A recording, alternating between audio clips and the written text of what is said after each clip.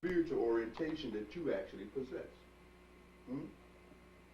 as an individual, right? And in the great traditions, these upayas have been linked in such a way that they are developmental, right? So that people, for instance, who are minimally orientated toward the rediscovery and recognition, the possession of their identities as God, people who are minimally oriented in that respect are given a lower form of upaya. But I'm cautioning you to say lower because actually all of them leads to the same consequence, right? It's just that that upaya that is given to those individuals is more consistent with the degree of spiritual orientation that they actually present.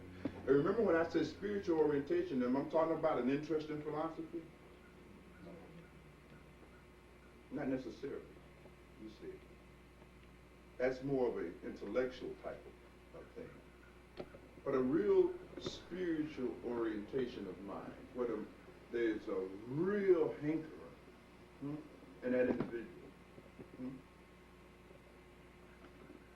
to know thyself for truth, to really possess a very different level of being. What I have called in the past a kind of dissatisfaction with the ego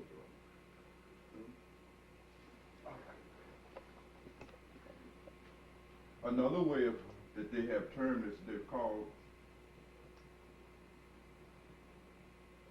a dikari, the fit soul, right? So those souls who are a dinkara to the maximum degree are able to make use of the higher forms of upaya, right? Those who are lesser dinkara, necessarily then, must make use of the lower forms of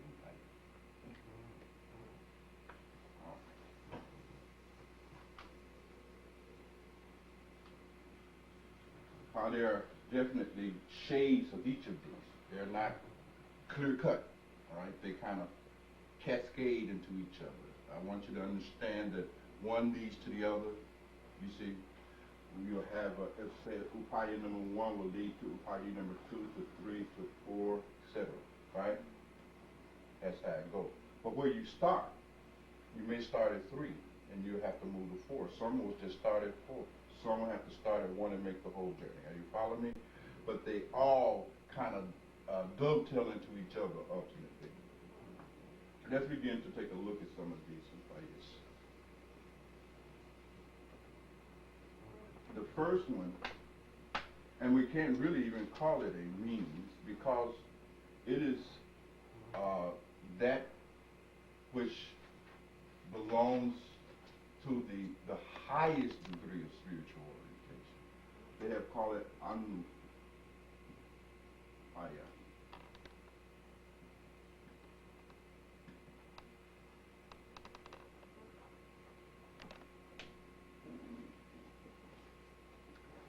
The anapaya means, which essentially is nothing more than a hint given to that kind of person. A hint from the Guru's given, or a hint is picked up from the scriptures. Sometimes it just arises spontaneously within an individual.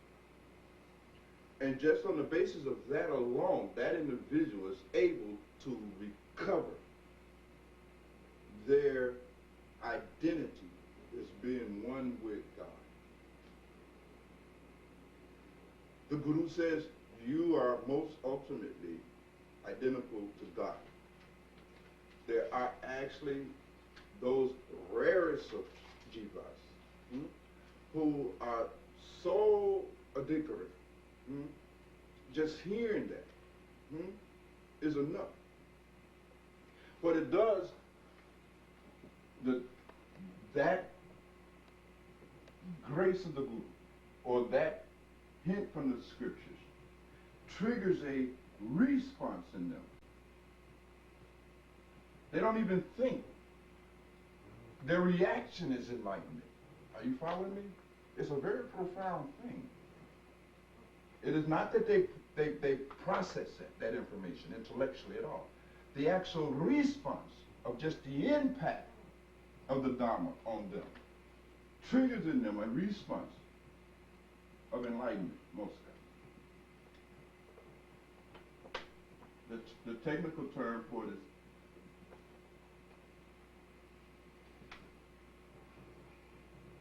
Uttayama. Uttayama means a sudden flash.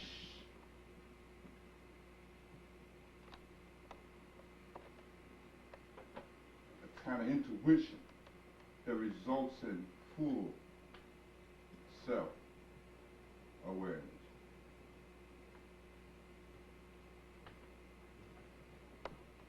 It's not like the Satori in Zen, because the Satori is momentary.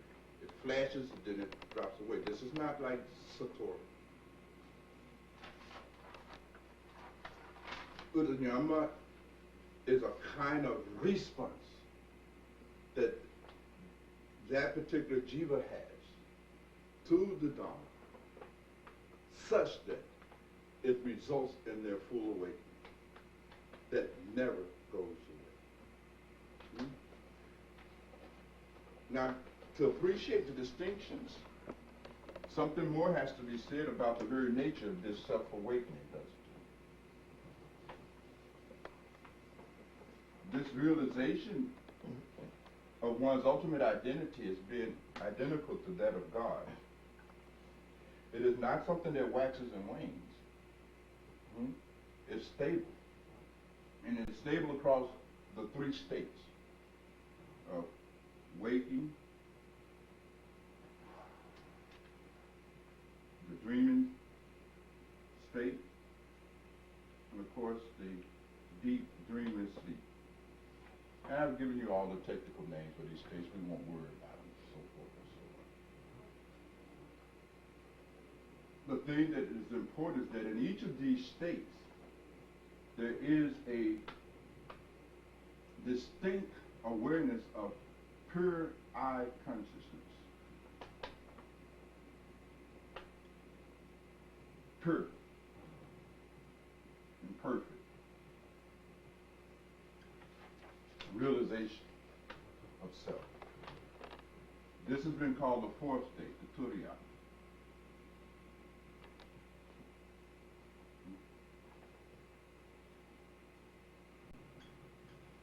The fourth state. They simply inhere in the fourth state, the witnessing state, as you might call it, heard it, understood. There is a sense of identity in self that does not shift at all. A sense of self that is not based in identification with anything that you are perceiving at all. Think about it. Ordinarily, how is your sense of self arising? Have you ever thought about it?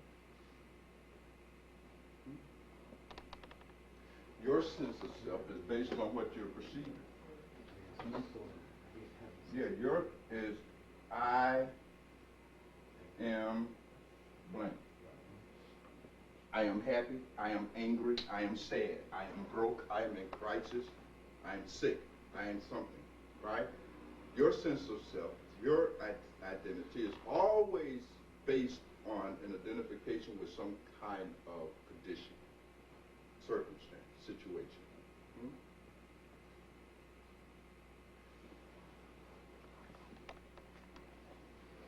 I am happy, or I'm sad, so forth and so on. I consciousness is simply the experience of pure I amness with no modification. Your sense of self is always modified.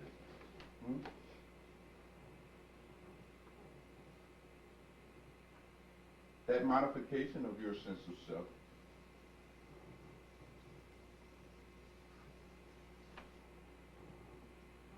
consists of really three components. Now you're going to have to suffer some terminology here because I am limited after all. What they call the pramata, the knower, the subject. It must be something that knows.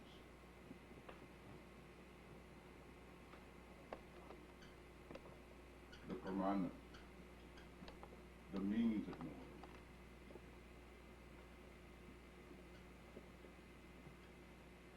It has to be a medium of knowing, an actual process, right? Perceiving. And then, of course, what must necessarily be there?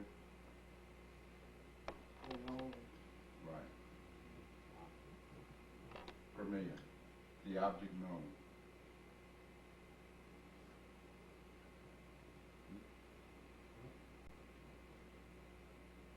Even in your ordinary condition, you see, you almost never are aware of this.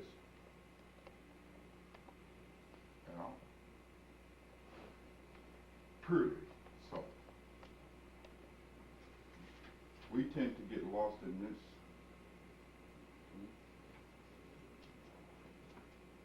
Now, per eye consciousness is that context that gives rise to all three.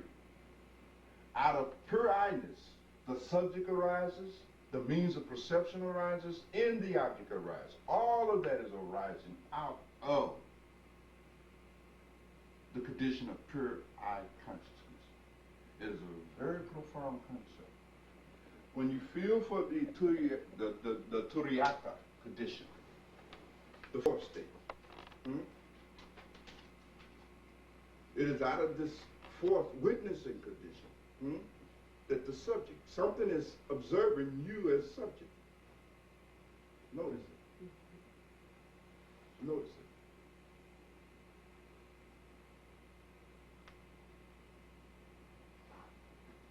it. It observes you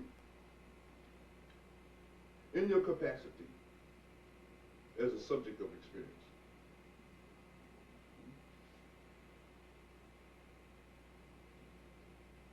It stands above and behind all of that. You feeling it a little bit? You can intuit it a little bit? The very, very first time I ran across this argument was in the, I think it's the Who in My book. And it kind of confused the hell out of me for a minute. Because I couldn't quite get how are you witnessing the witness, or how are you witnessing, I couldn't, I was just thinking, let it out. It's simply standing there.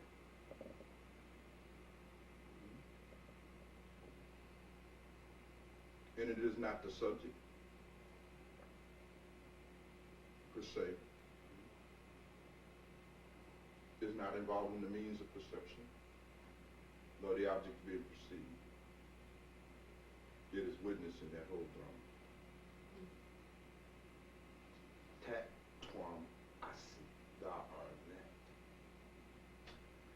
And the whole goal of spiritual practice, the whole goal of sadhana, the whole goal of abhyasa is the recovery of that most ultimate identity. The recovery of the identity of self at the level of turiya is what we mean by self-realization.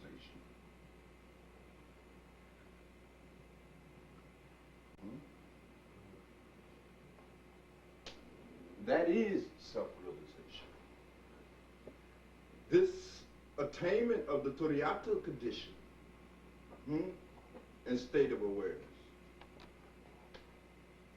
persists across all the other states. It is from the Turiyata condition that you are aware that you are having an awakening experience. There's something also that is aware of having the dream experience. It's the same self that sees all the three coming and going. Are you following me? If it was inherent in the awakened state, then it would disappear with it upon the dream condition, would it not? If it was inherent in the dream condition, it would disappear in deep sleep, wouldn't it? But there's something that's simply aware of all three, isn't it?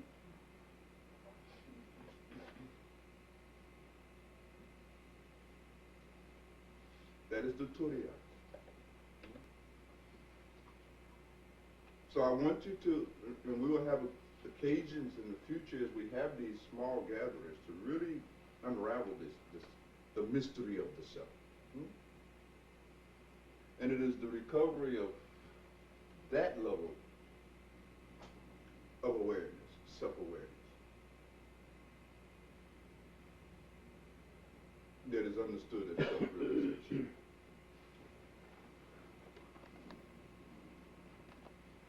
So when we talk about, now I have to say something more here for you to really appreciate the profundity of the Anubhaya. Now, this state of pure eye consciousness is really individuated, isn't it? It's individuated pure self-awareness. Are you with me so far? Mm-hmm. Stay with me now. Stay with me. Kind of lost me because I would have thought it would have been the ultimate. That is not Shiva yet. All right? When you have recovered the Turiyata, the condition of Turiya, you haven't, that is not the awareness of self as God. Okay. Right? They have ego. Yes, there's still a covering there. Right. There's still what they call a covering of Maya. You just, at that level of Torah, it's pure. You just realize that you're the witness. You right. witness things. You realize that level of yourself. Mm-hmm. Remember, ordinarily your level and sense of self moves from the bottom. First, you are most identified with objects of your experience. Right? I am the body. Is identification of self at the lowest possible level. Right? Can't get lower than that. Well, you can get lower. Some people say, I'm my car, I'm my clothes, I'm my, you see. Then the means, right, of perception. You become identified with that. The thinking. You start feeling you are the thinking entity, right? Those who are a little bit more spiritually orientated can start getting a subtle sense of the knower, the subject. Then, of course, ultimately, come to this Turiya, this state of pure, perfect eye consciousness without modifications at all, right? But still, now you are standing on the threshold of the recognition of self as God. Now that process begins. From here, there's nothing for the jiva, the bound soul, can do. From here, grace, what they call Shakti, Shaktipat or Dayal, mercy. The power, the Shakti of God itself. God's Shakti in the form of grace now removes the veil that it has imposed on itself. Are you following me?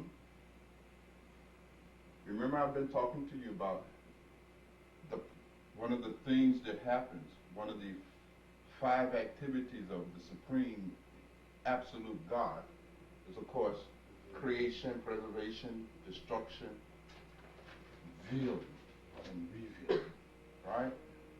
When the Jeev has reached this point, now that Shakti of the Supreme Being that we have called grace, or Shakti Pash, right, actually takes over and removes this cover, this Maya. Because remember, you have not put yourself in Maya, nor can you take yourself out of it. Are you following me? That's not possible. That is all a process of grace. Actually, it's grace from bottom to top. Really, technically, isn't it? Right? But we talk about effort on the path because effort is simply a means by and sign of God getting itself ready for recovery of its own identity as God. So it's a little difficult to talk about this here. Naturally, when we talk about effort, we're talking about an egoic activity. But at least it helps you to understand that your effort is simply a means of making yourself more and more fit for the grace, the descent of grace. In any event, the point I'm trying to make here, beloveds, is this: that even once you have been able to attain self-awareness, self-realization, to have recovered the condition of pure eye consciousness without modification, that this is not to be confused with God realization. You still haven't realized that you are God. Are you following me? You realize that you are not the neti. You realize you're not any of this. Neti. It is from here that this Maya is removed. And you find that this very condition of Turiya itself is nothing but God splitting itself,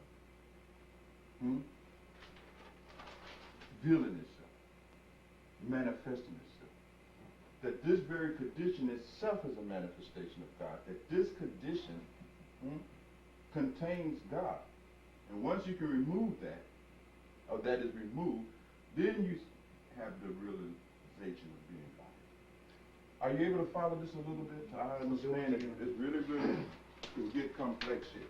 Doing the Spanda process of the unveiling. So that would basically be the first level of unveiling. Right. You can see the ascent, can't you? Taking place from the bottom up. And now the first wave of manifestation in the Spanda of the absolutes is this conditionism. It differentiates itself into a multiplicity of beings. But those beings are existing first at the level of this what? Eye consciousness, Turiya. Right? But there's just many of them on the Turiya plane. Right? And once we recapture and recover your identity as a being existing on the plane of the Turiya, the Turiyata, right? There's still Maya, because you don't understand, even though you're at that Turiyata condition, that condition itself is a differentiated, step down condition of God. And that has to be transcended, doesn't it? You lose the feeling of individuation. Individuation is self remains a covenant. And that is removed by grace. And now God realized itself. So all of this, if we could give it some kind of visual representation.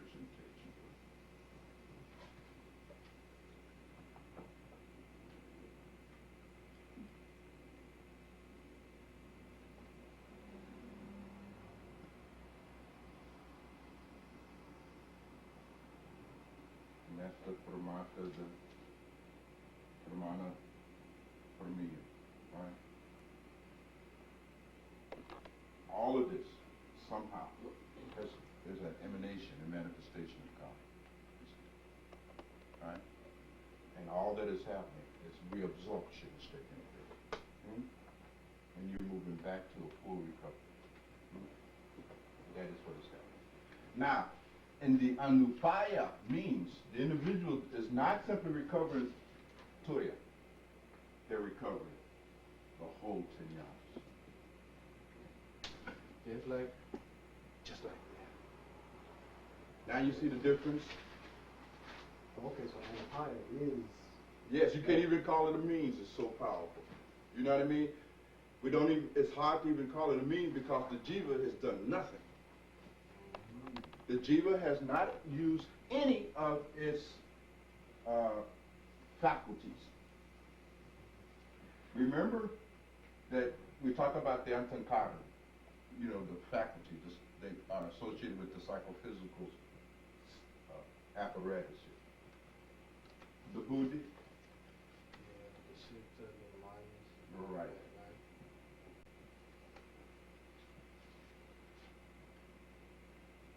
The Humkara.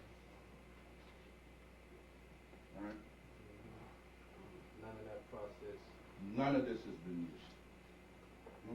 At all. At all. It's just that the chitta, the consciousness, possessed by that particular jiva, right, was so oriented, so addicted, right, that just the impact of Shaktipat. Every form of your sadhana, your spiritual practice, from high to low, is simply, ultimately, a response to Shaktipat on the basis of your fitness. Are you following me? I'm sorry, I don't understand what you mean by Shaktipat. Shaktipat is the force of grace. Oh. Right. The idea, beloved, is that God possesses powers.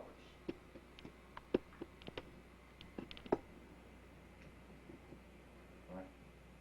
And one of the powers that God possesses is what they call Ika. Ika means absolute freedom to do and assume anything. You've understood omnipotence and all of that other stuff, right? Jhana, to know anything and so forth and so on. I'm not going to go through all of that. This is basic metaphysics, you know. But certainly one of those powers is grace.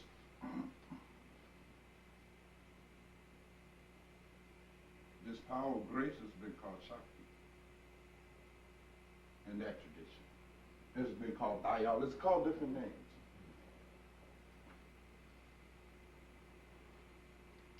That grace is always the case. It is simply always operating. We owe our entire existence and being to the operation of this grace. It is never absent. For it to be absent for a split second, you will cease to exist.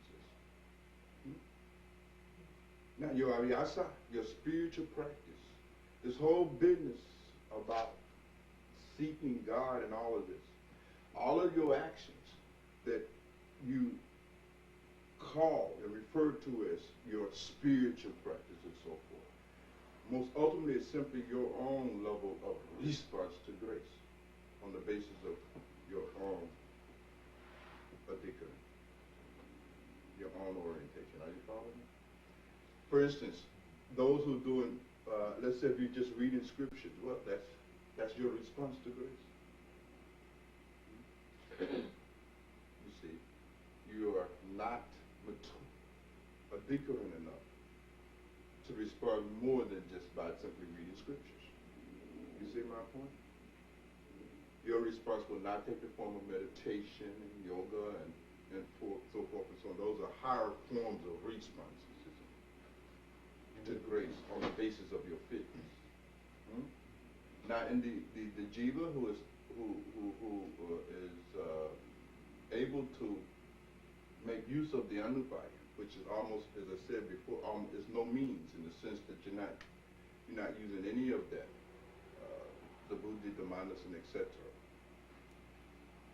That is simply the individual who is so pure,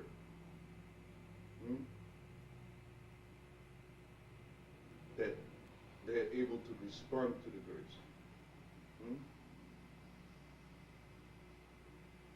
To the point of full recovery of God realization. Not just to it. So I am kind of emphasizing that because I don't want it to be confused, right? In the tradition, it's very often not even included in the upayas because it's really not technically a means, is it? Technically, a means is some process that involves the reorientation and the use of the atakara, right? The Buddha, the manas, the ahankara, and so forth and so on. Are you all following me now? Don't be shy, because this is what this is about. This is why I'm out here this morning. This is why you are out here this morning. So are you saying that when we do our meditation, that we're going through these stages of unveiling? When you do your meditation, the very fact that the meditation, the kind of the meditation that you're doing, the very quality of the meditation you're doing, is dependent upon your own fitness, right? But when you do your meditation as you've been given, you're definitely practicing one of the upayas. And hopefully, as we go through this, you'll begin to locate yourself. You'll see exactly where you're at. But you're right, you're trying to recover this identity. That is the whole goal of the whole process of meditation. Meditation is strictly a process that's about the recovery of your identity as being the same as Shiva. That's what meditation is purpose for. It is not purpose toward anything else. And when that is not happening, then that is not meditation. You see. Now, have I confused you too much now? Are you all right? Go ahead.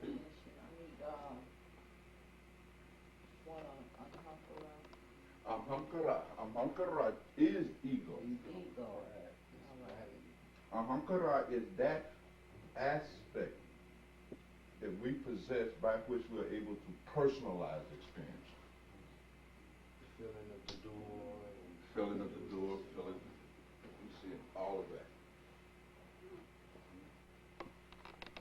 Monasis contains those systems by which we're able to construct concepts, perceptions, right? When you are constructing a concept,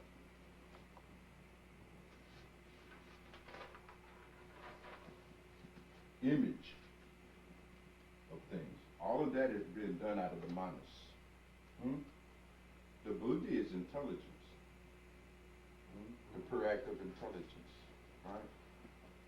When you're trying to know something or arriving at some conclusion about it, right? That's buddhi in operation. The chitta is just awareness. That's why the sanskaras and all the memories. And all of that is down lower. Chitta is just awareness. Just the awareness. You see.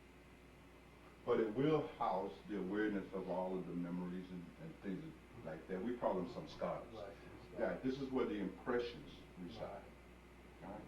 Something carries the impression. So these are the distinctions between the Athankara.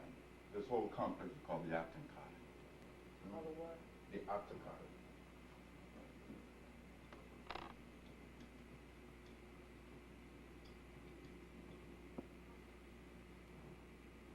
Or Tankara, you might have. I believe that's what we use. Something the Tankara. But it's just this complex. The stuff tends to get complex, a little deep. Hopefully not too much. All right?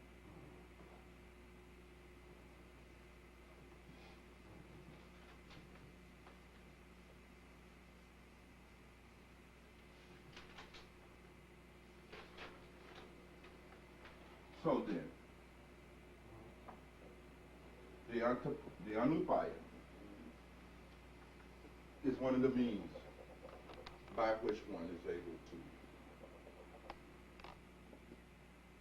recover.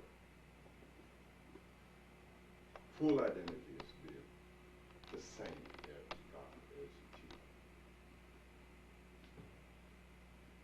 without doing nothing. It is simply given by grace. It is a response to grace. It is the destiny of those jivas who are maximally oriented, fit for it, who can respond to grace at that level. Those who cannot respond to the already existing grace at that level, then for them the standard upayas are recommended. Are you following me? So this is sometimes been referred to as no means. Now, technically, the great traditions are dealing with all of the stuff beneath that. Are you following me? Okay? Now, the great tradition becomes necessary. The great tradition is only necessary for those Levites who are not able to simply respond. Simply have the blue dot. Yama. The flash of God realization. Now, the first one is called Spanda Karika. Incidentally, this word has a lot of meanings, and I'm not going to get you off into all this stuff, but I know that you need to have some kind of concept here. But some Baba means feeling, some means the feeling of God, but it's a corruption of the word Sambhu. Sambhu is another term they use to refer to the most ultimate absolute God. There's many names, that have been used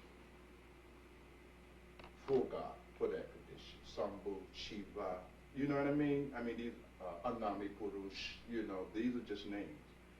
So, Sambhava Upaya is then basically is where you take the help of Sambhu, right? Now, here's interesting. This kind of recovery of recognition of self as God does not require any of the support coming from the Atartara. Therefore, we say it's without support. Are you following me? Because you're making no use of the Atartara, are you? No, none in that process. Right.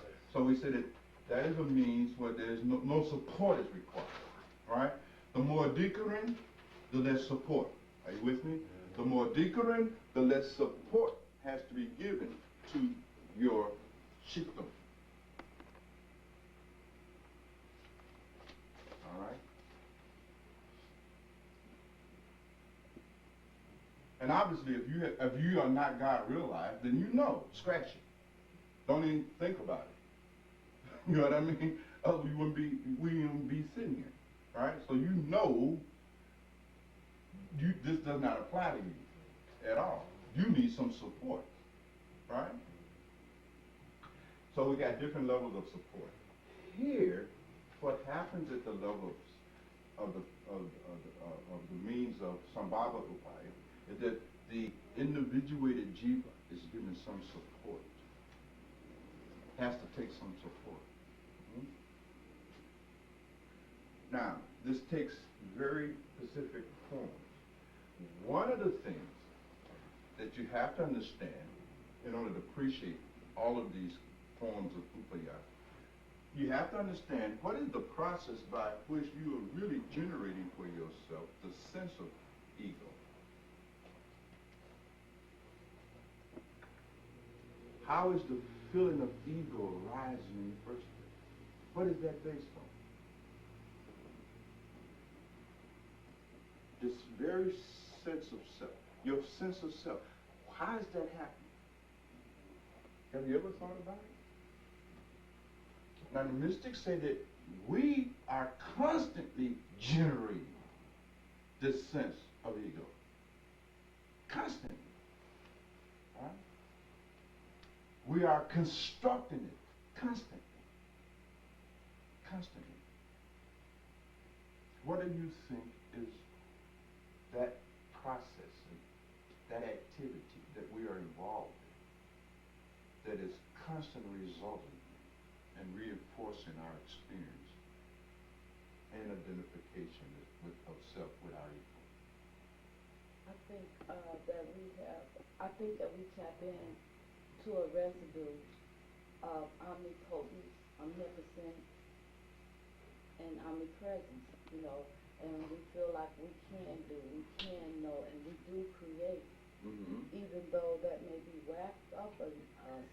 We have that sensation that we have these qualities, and that pulls us apart from everybody else because we the doer, we the knower, and we can. We certainly do possess the Shaktis of the Supreme. That's for sure. You know what I mean? That is true. We all possess them.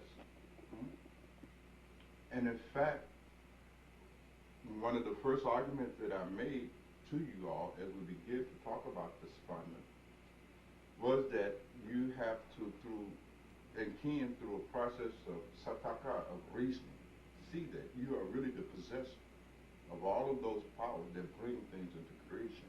Seeing that, right, that you possess the same powers as God, one arrived at the realization that, in fact, I am this God. Because I am the possessor of these chakras, by which everything is coming into being. And that belongs more to the Pratyavijana. And we will say more about that. So I appreciate and I hear what you're saying. I'm, however, looking for something even more prior to that. And in the interest of time, let me cut through some of this stuff. Actually, you see, you have to understand the concept called vikapa. Vikapa is the concept-making process.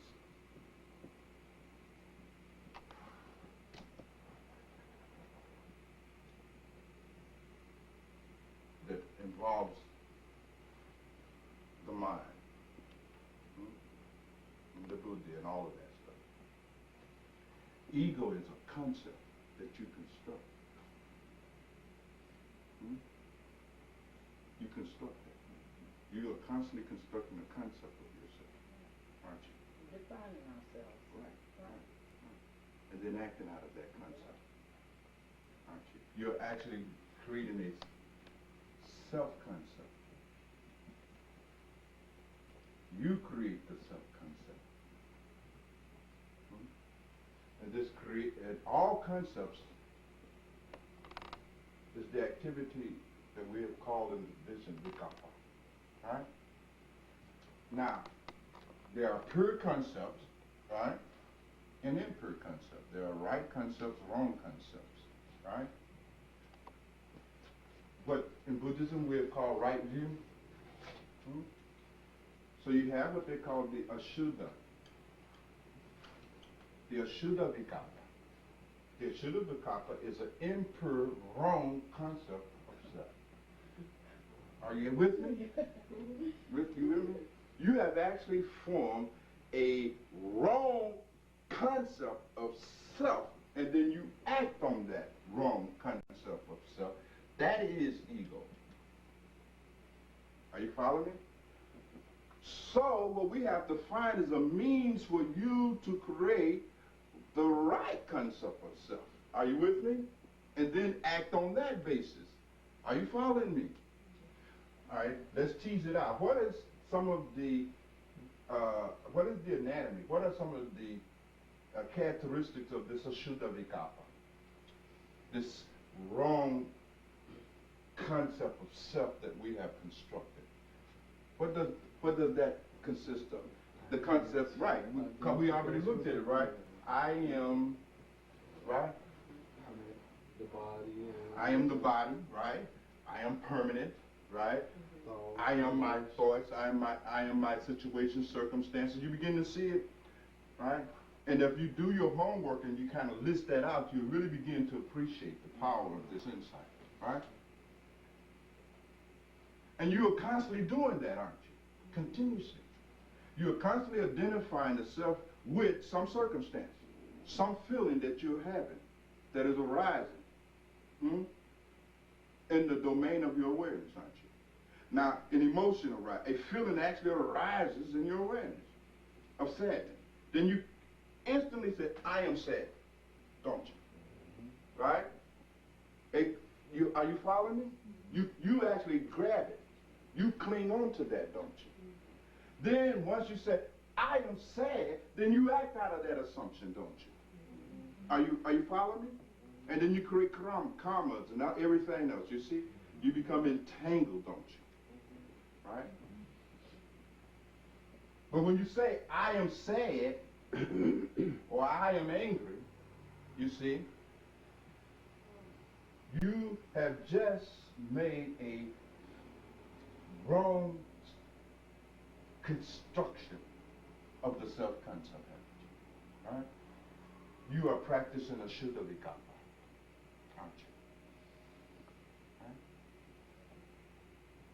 So you have to understand how you are actually generating and having that particular concept of self that you have.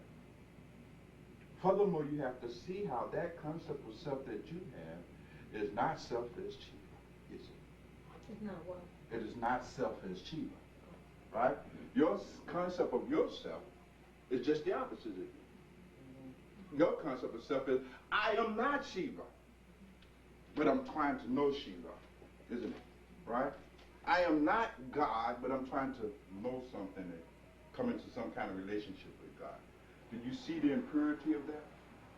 Do you see the fallacy of it? And you know, when you get angry, you also, you become the anger. I mean, Sure. your sense of self even changes. Sure. You're not even Sure. You go all the way, you forget all about. the I am.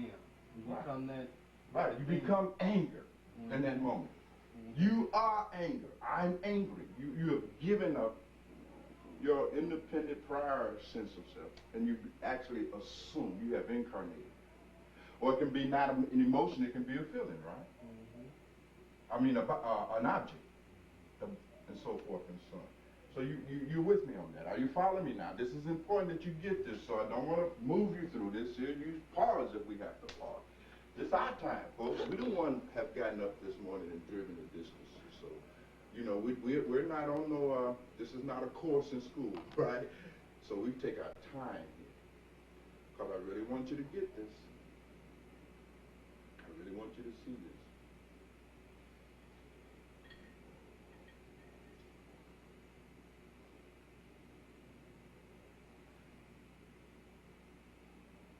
We're constantly selected from the field of our experience, object, situation, feelings, and making a sense of self out of it, becoming identified with it. Out of that whole process, right? And it comes in to your awareness, the shit, to the minus part, decide to see, make your choices on it or whatever, then All it of that. moves into the intelligent, then All of it. you Then know, now I'm covered our first. then you act on it, right? And that's a continual thing. You are not having the realization of self as Shiva because you are creating and building the experience of being not Shiva.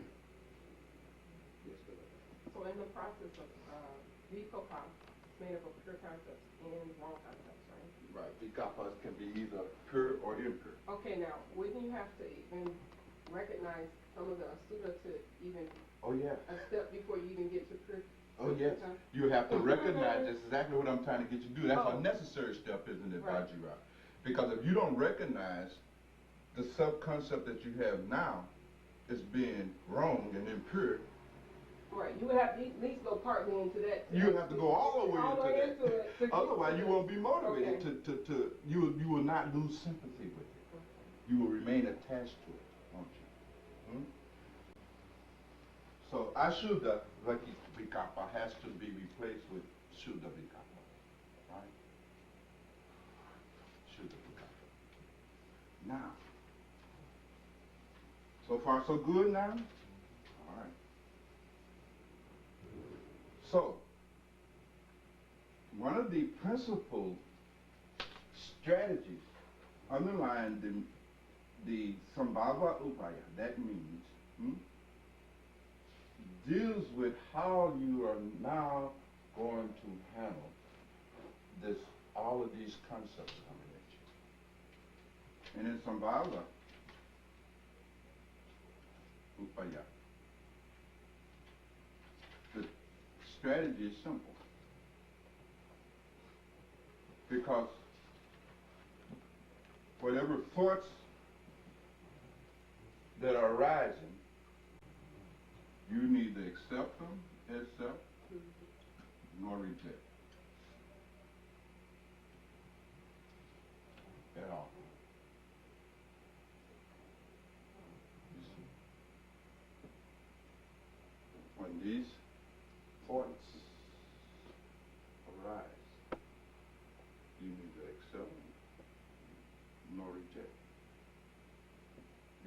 choiceless. And that remaining choiceless brings this Vakapa-making activity to an end, right? Because you have to get beyond the Vakapa, don't you? Right? You can't experience your true sense of self because it is obscured by this Vakapa mechanism. Are you following me?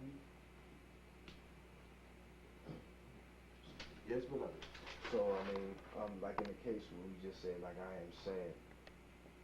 And so, you don't identify yourself as being sad, and at the same time, You don't respond to that. right, and you don't reject the feeling either.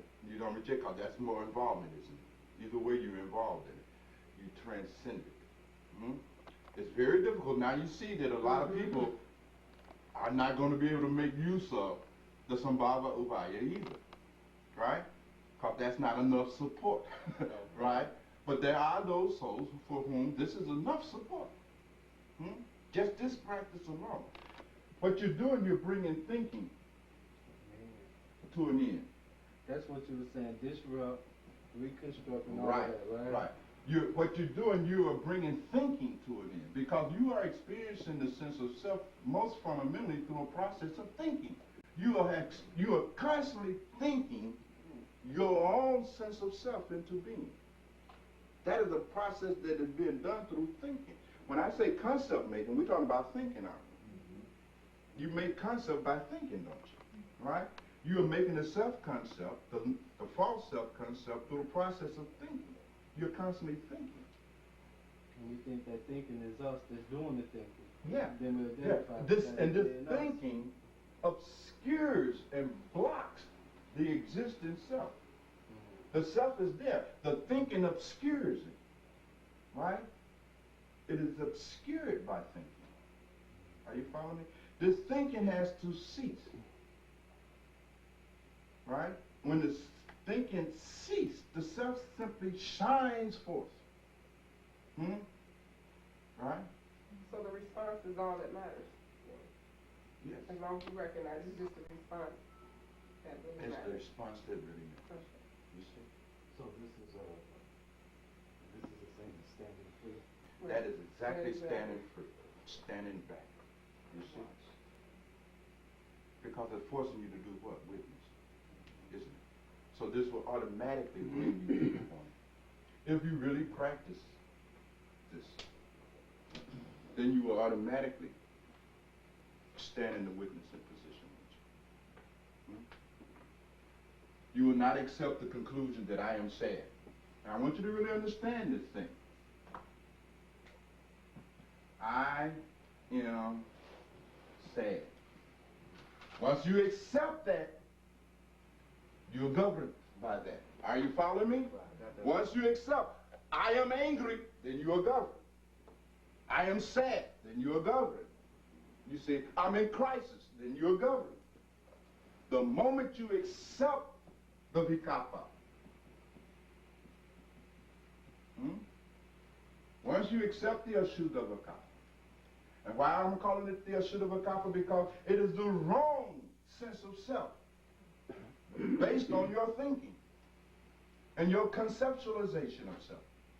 And once you accept that Ashuddha Vikapa as being true, you will act on it. Are you following me now? You got to follow me, because this is profound. And you have to practice it radically within the context of I am angry. I am, well, let me just put it like this. That calm, crow, mauve, lust, right? The five perversion, you got to get them. Because it is always accepted one of those conditions as being your true condition that really sets you up for the rest. Are you following me? Almost all of your behavior is related to accepting one of the conditions.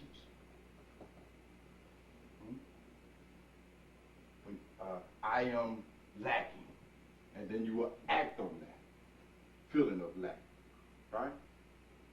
Greed is fundamentally this feeling of lack. I am sleepy. I am sleepy. Let's put that up there. I am sleepy. Right? And sleep is a condition of the body. Right? So we've gone all the way to the body, right? You can clearly see how in this list of things that you are accepting, you make yourself into a body ego. Right? You reduce yourself. Right? I am what? Hungry means that you have now just through this Ashuddha Kappa process, reduce your sense of self to your body. You have assumed to be the body. And now you will act on that. And all that is associated. Right? Are you following me? So you must simply not accept. And that's a whole different level of practice. Isn't it? That's practice. Right? It requires an incredible capacity, right, for self-observation, doesn't it? It must be in that jiva the capacity, the actual ability to observe this whole process, right? Moment to moment to moment to moment. You have to be a thinker. I mean, don't you? And most of us do not have that degree of orientation. You simply can't do it. And therefore you need some more support. Go ahead, Bachi. I was just saying, therefore you saying do not be controlled by these things. Everything that comes up in our head, we just are controlled by everything. Hunger, anger, all of it. Right. And you're controlled by them because you accept them as being your real condition. Are you following me? You cooperate with that. You follow me? We give up our power to him. We got a choice, but we choose to. Right. That's why I say you have to remain choiceless. Right? Right? Because you give up your choices. You can choose to become identified with it or not. Right? And it's just the reverse. You see, when I said reject them, right? I am not hungry, you know.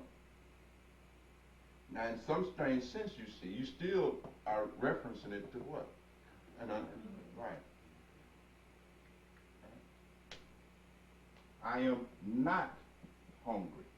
You're rejecting it, but still, look where you're at. Because now you're suppressing it. Right. You still. But we not hungry though. I mean, Right. you know what I mean? But we really is at the bottom. Right. Hunger is really there, right? Right. Right. Then you say, I am not hungry, right? You Well, if rejecting you it. say anything after I am, You then, don't say nothing. right. That's the whole point. Ah. You just pure observe.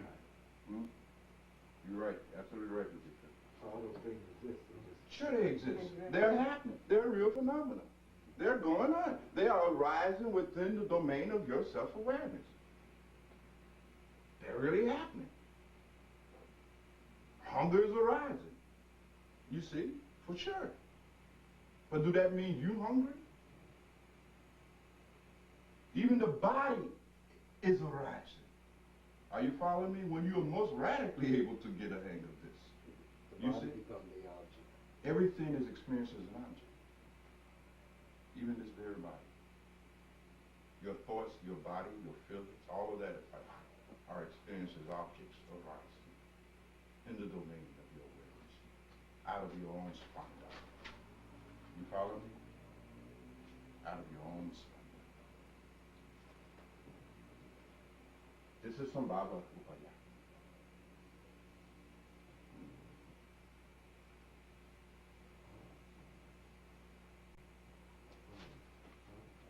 This is how that is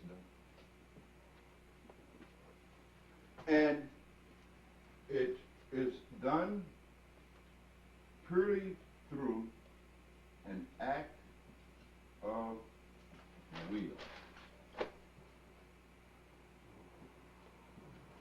Remember I talked about this Ika Chakti, this absolute freedom of will, that aspect of God that is possessed, well, it is very, very much functional in that jiva who can make use of the sambhava upaya. You also possess, you see, the Ika Shakti, right? But it may not be functional. You see, it may be obscured, buried, inundated so much by all of this wrong stuff that it's not functioning, right? At a high degree. But in some jivas, it's at a high degree. And so, in Sambhava Upaya, the jiva, simply through an act of will, power, simply does not accept it. And does not become involved in any of it. It is a sheer act of will. Are you following me? They, out of a sheer act of will, move into the Turiya.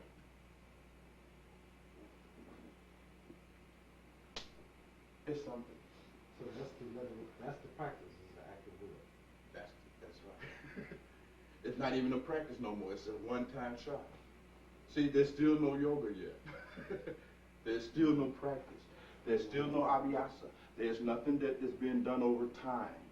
You see? There is no processing that you engage in yet.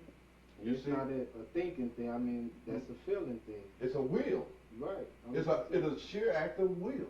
I mean, It involves a little of this stuff. You understand? Because remember, you're in the Buddhist here. You know what I mean? I mean, you're in that.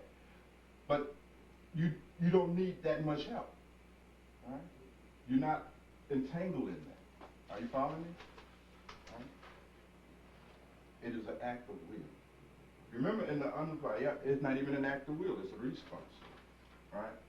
Here, the action that the jiva takes is one of will.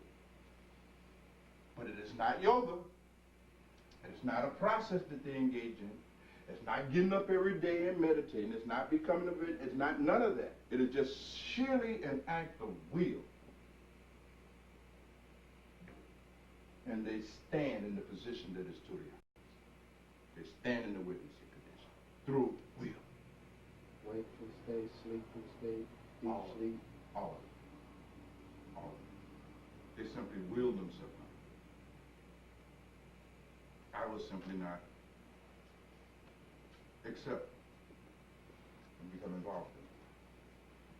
And out of that, they simply don't do it. They stand back and stand free in that moment. Are you following me? It's something, isn't it, about you? Huh? This stuff is very different, isn't it? Hmm? Is that like what a person used to break an addiction? Isn't that like the same type of, if you just doing it out of will? Yes, in the sense that, of course, in the breaking of addiction, there's some use of will, yes. But you must understand that it's not nowhere near at the level of what I'm talking about that is possessed by this kind of Jesus. But it is a derivative. Without having to go through treatment per se. Right. necessarily. Yes, yes. Where they just can act out of a will and not have to go through the treatment. That's a real low, a billion times removed from the Ika. But it is Ika. Nevertheless, you're right. It is the Ika Shakti. Right? And so, in the same way, Dhanamaj, as you said, that you can imagine ego as being an addiction.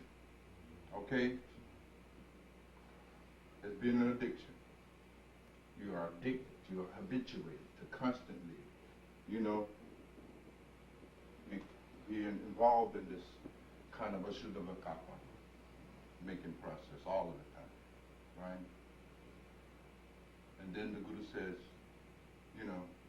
Tatvamasi, thou art that self that stands above that.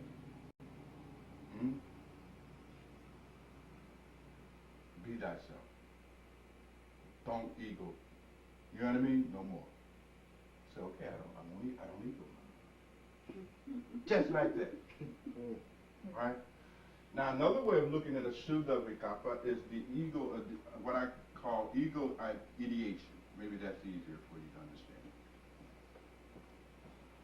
Can you appreciate the concept? Ego ideation, the ideals of ego, you're constantly making it, right?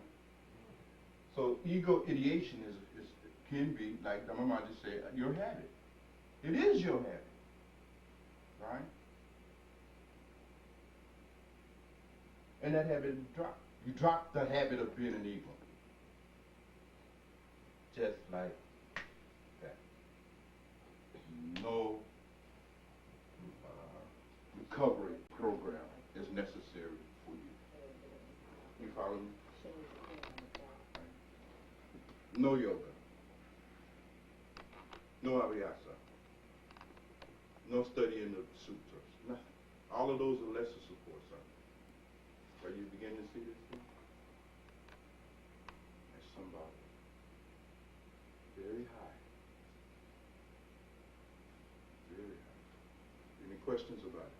I have a question. Yes. Going back to the hunger, Yes.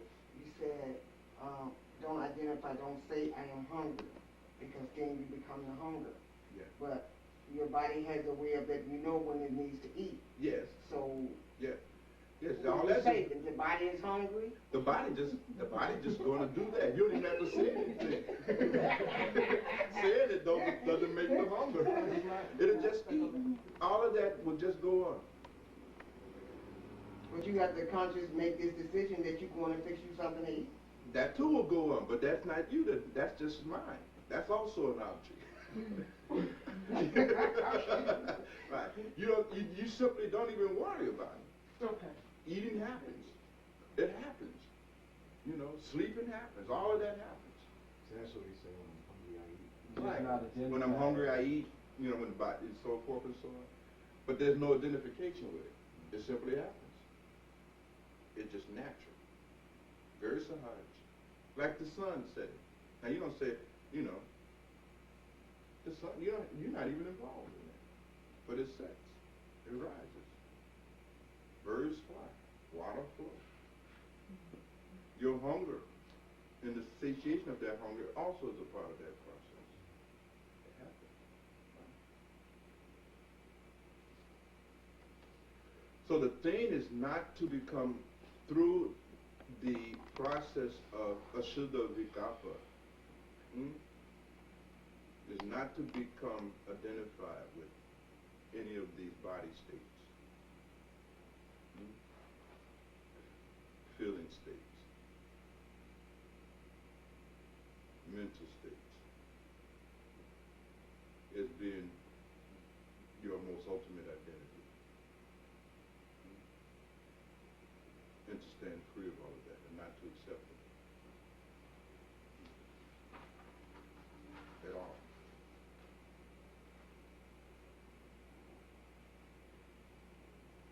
And then in that process, you see, ego ideation ceases. Right?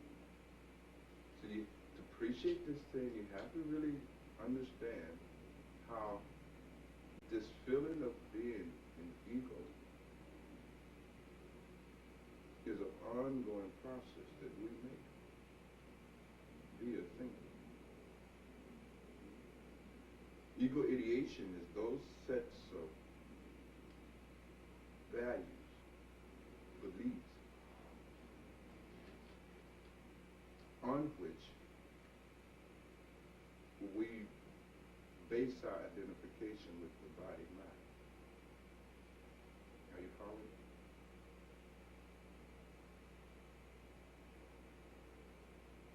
Ego is made out of the beliefs that you have, the values, the type of thinking that you are doing, on which you base being, the psychophysical entity.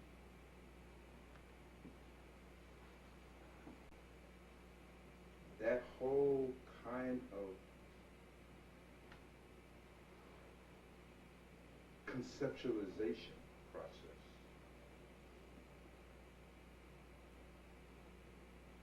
must be transcended. And in Sambhava Upaya, that transcendence a mere act of will to stand free of it. Yes, beloved? Okay, since that's the mere act of will and Sambhava, I just want to go ahead. Ego ideation, with, as it pertains to us being in the type of we constantly through that. Well, we have a lot of that. Right, a lot of us Right. plus through that. Now, maybe far below that, we need maybe sila. Yeah, you may need sila. You may need a lot of things. Yes, you're right. You may need all of that. You may need to practice restraint. Okay. You know, you may need to do all of that. But then you're simply not operating at the level of Not Sambhava. about, no, I'm saying below that. I said that's far below Yeah, that. oh, we got some more. Okay. Right, we got some more. Okay. You see. So when we operate Like- with those, right, when we need that, then we far. You far below that level. You see, Okay, I know this what is you're really a lot. saying is that what you're realizing is that you simply cannot, through an act of will, reorientate your sense of self. You can't do it. You simply can't do that. Yet there are those jivas, rare, very rare, but there are those jivas who are able to reorientate the whole sense of self through an act of will. No yoga is required. No further support is necessary at all. Through an act of will, they can transcend things. That's profound. Yes. Isn't that profound? Yes. I mean, really, you got it now. Don't mind it. It's synced in. And it doesn't matter whether you think it, because when you say, I am hungry, you are thinking. I am not hungry, you are also thinking. Right?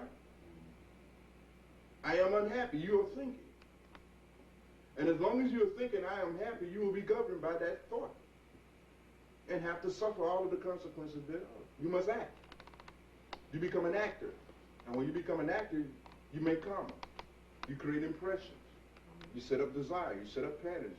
You set up all of that mechanism that makes up your suffering, your sorrow.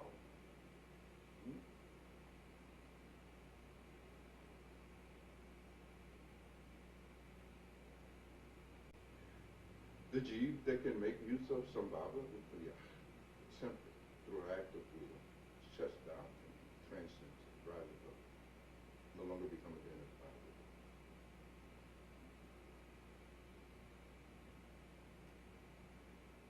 Relocates itself in the condition of Tuya and becomes a witness. And it witnesses the body.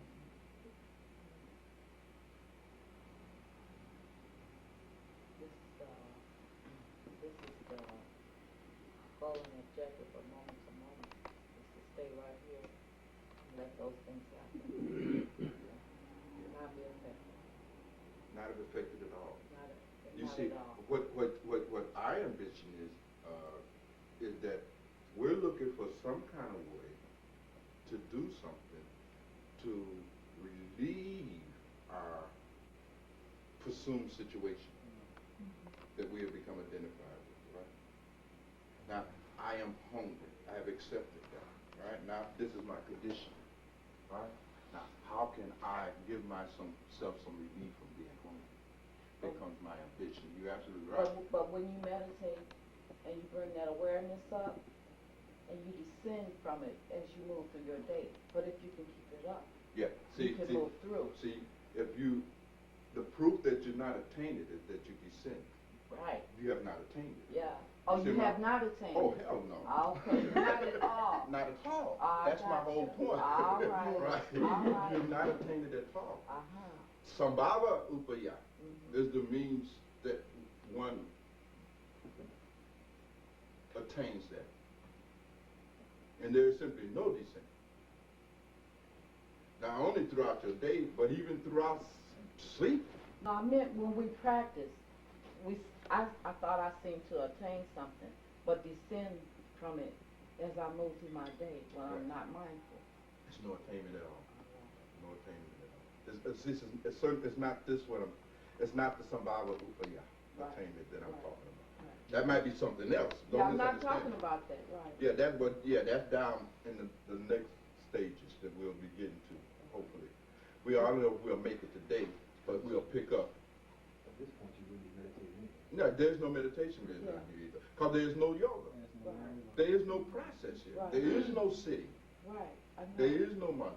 This is know. just prayer. But I believe what you're saying, that in our ordinary practice, In our ordinary do we get a practice. little bit of this? A little bit.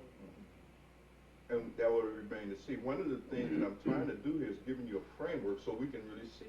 You'll be in a real position to evaluate exactly what you have been able to attain. You know, to really see where you're at clearly now. All right?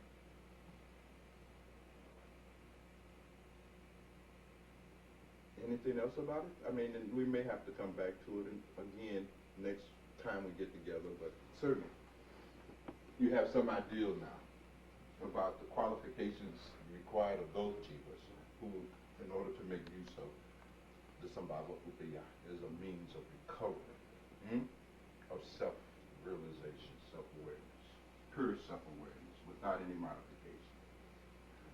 So in this process, see, of a Shuddha Vikapa, you are constantly modifying your sense of true self, aren't you?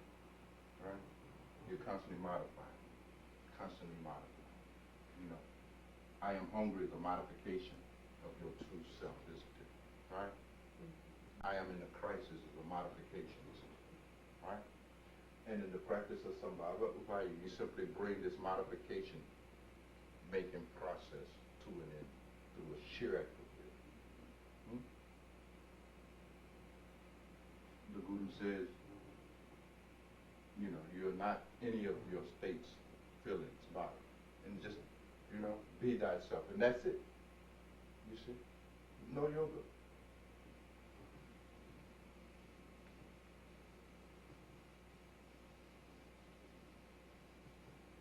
Obviously,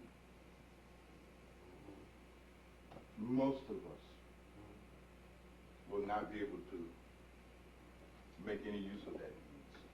Yeah. We need more help. We need more support. The next level of the value then, what they call Shakti Upaya.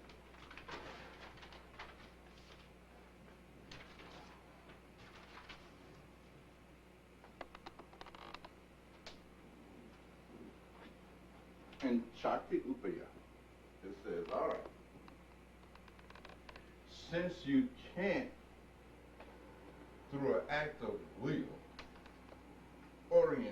reorientate, you stand above all of that ego-making thinking that you've been doing, right? Since you can't get beyond the level of vikalpa, you can't go beyond thinking. You really can't bring that kind of activity to cessation in yourself. You're not addicted enough for that, right? What are we to do with it? Right? Well, we make use of at least your ability to do vikalpa. We're going to make use of that. It's interesting, isn't it? Right? We'll actually take at least your demonstrated ability to think, and we'll make use of that. But what we will do, we will purify your thinking. Right? Instead of you having all of this thinking, constantly thinking that I am my situation, circumstances, and feeling, we're going to replace the subject in your thinking. And we're going to tell you now to always think that I am Siva. I am God. Or some aspect of that. You follow me? I'm going to break it down. What we do now, since you are always stuck in this mode, anyhow, right? We're going to insert something in that process. And instead of you constantly contemplating being the not self, we're going to help you contemplate being the real self. Right? So instead of you doing, we'll break this tendency and habit in you associated with ego ideation, and we'll replace it with divine ideation, force of the divine. Instead of thinking force of the self, you would think force of the not self, or the true self. Are you following me? Instead of constantly thinking about the false self, you would think about the true self. Therefore, the most principal means in this level of upaya becomes the mantra. And this is where you must pay attention. You must get this. But it's not mantra in the way that you're doing them. It is not the mere mechanical muttering of names. That is useless, of no value whatsoever at this level. That's a much lesser practice. We'll be getting to that too in time. But in Shakti Upaya, the principal support that is given to that jiva is a mantra. All right? So you have to understand what a mantra is. Mantra is made up of man, which means to reflect. You can see the roots of manas in the same word, isn't it? Just like manas is that part of the Karika that reflects. And tra. Tra means basically that which saves. So mantra then is the reflection on that which saves. Now what is the reflection on that which saves as it pertains to the condition of ordinary jiva? Well, we want you to reflect on the divine, on the true self. Because it is reflection on the true self that saves you from your reflection on the false self. Are you with me? Are you with me on that? Mm-hmm. Your bondage exists because you are constantly reflecting and thinking about the false self. You have to give you a mantra so that you can constantly think about the true self. So here we actually use your tendency to be limited to just thinking. So we give you a mantra. Or mantras. Now these mantras really therefore are words that symbolizes the divine. And when you do a mantra, you're not just sitting there muttering and mechanically repeating some names. You are to contemplate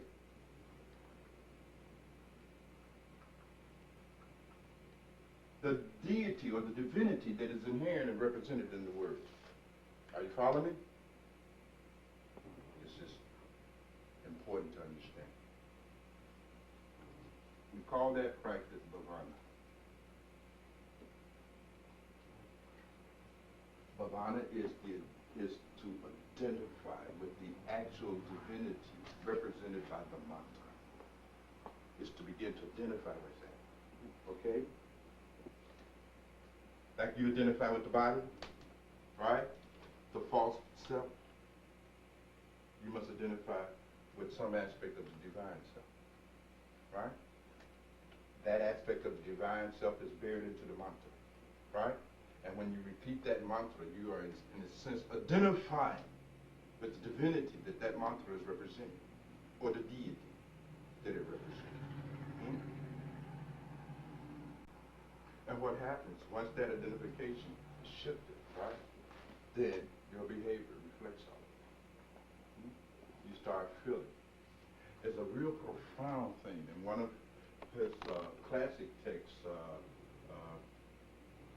Abhinavagutta wrote a sutra called the Parmatra Satra.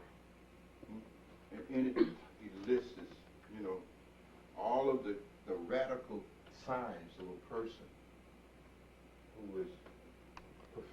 mantra yoga. You know what I mean? Or maybe sometime we'll talk about them. But I'm trying to lay down the basics here. Are you with me so far? Because I'm giving you quite a bit of stuff here. And I know those of us who came out of the Radhasomi tradition, this was never explained in this kind of detail. Period.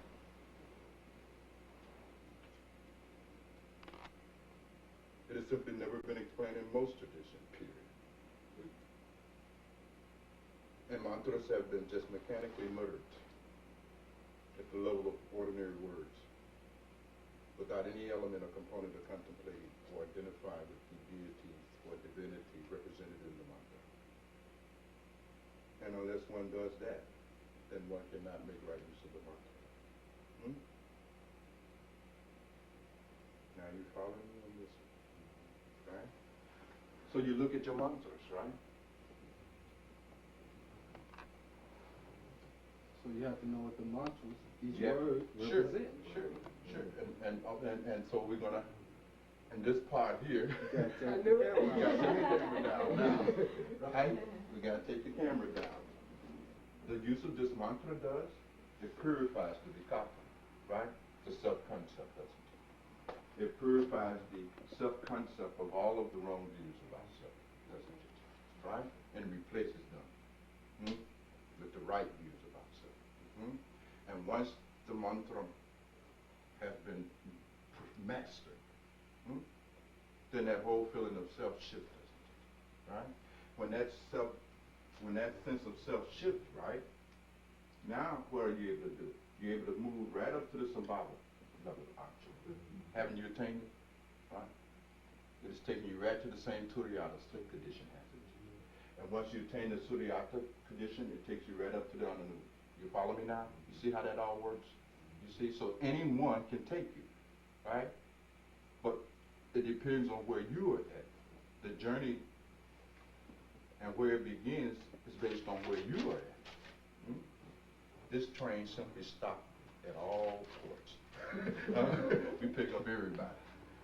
Now, so mantra then becomes one of the means.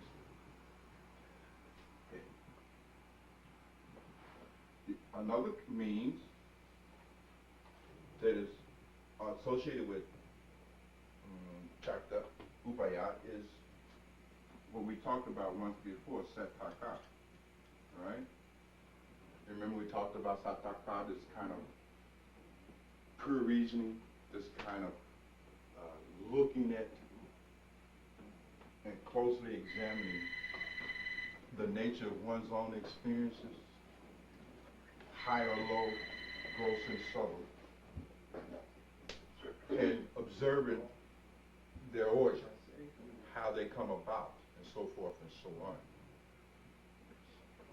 When one does that, one begins to see that everything is arising from one's own fundamental consciousness. One begins to see that one possesses the very powers, chakras, that is generating the experience.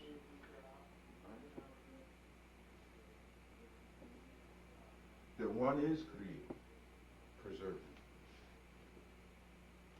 and destroying experience that one is having. You discover that you are the possessor of those very chakras, right? And then you contemplate that revelation. Are you following me? You see.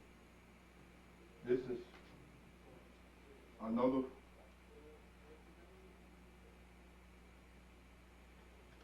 form of it, isn't it? Divine. Here, you're just going directly to constructing.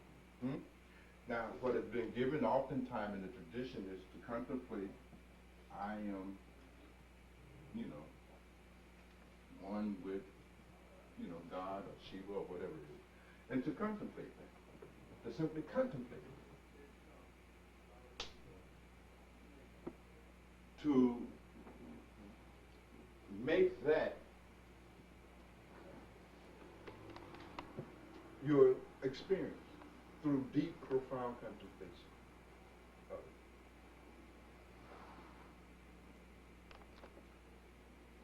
talked about a hum, idam, idama, hum, right?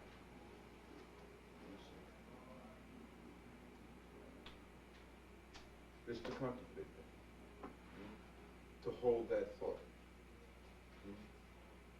to hold that thought. And by holding that thought, one purifies the vikapa, right? This is a pure vikapa.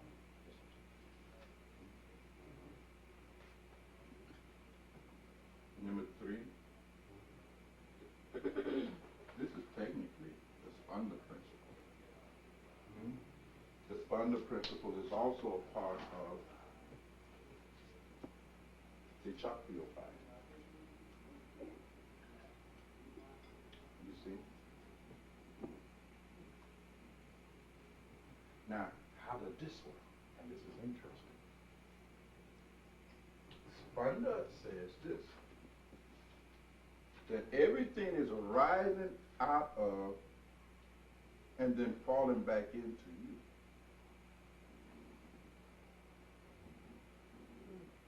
you. Every perception that you are having within the sphere of your personal awareness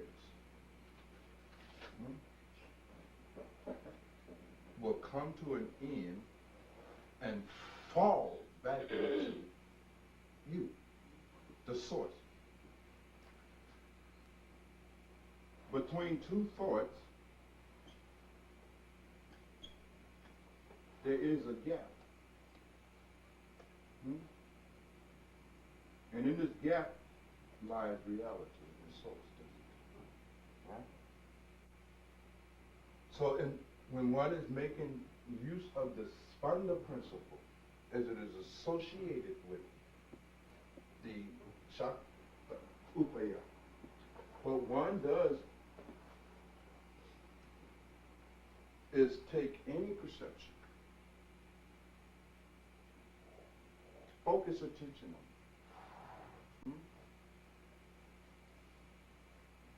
it. It will dissolve because it's existent in time and space.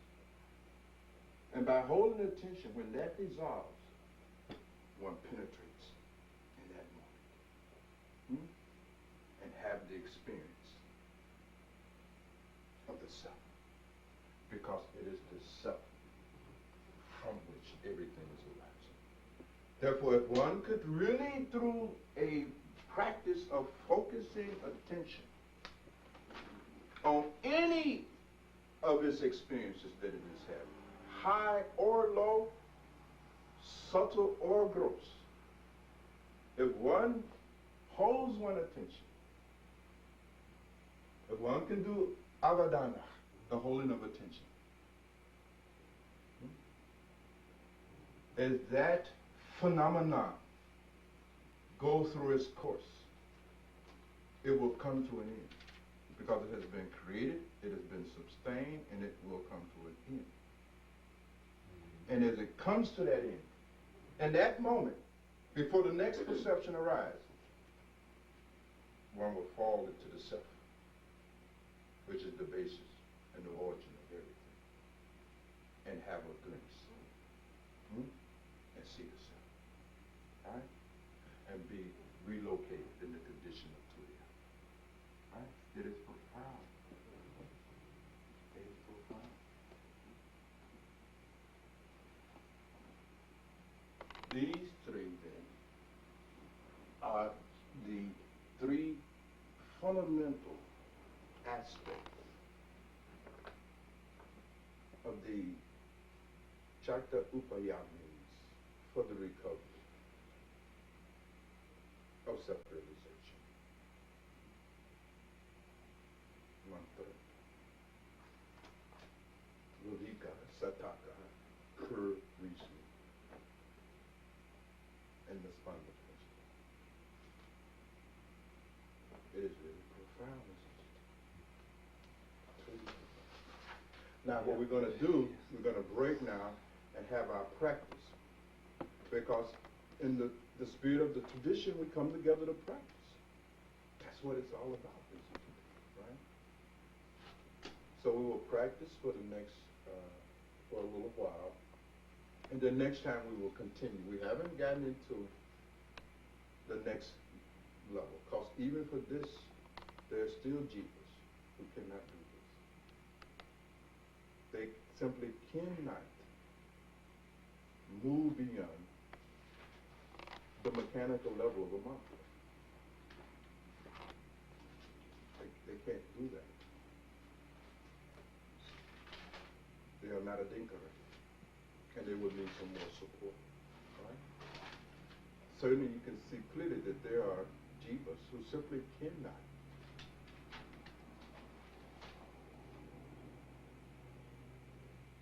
hold a proposition that I am Shiva. You see.